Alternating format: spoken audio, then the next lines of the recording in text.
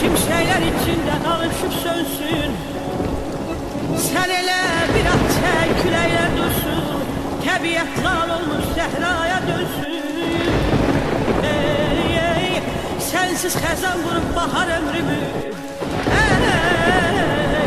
Yağla sar məni də, yada salağlaya. Həsrətin yandırıb yaxar ömrümü. Gəl, gəl sınıq qəlbimi.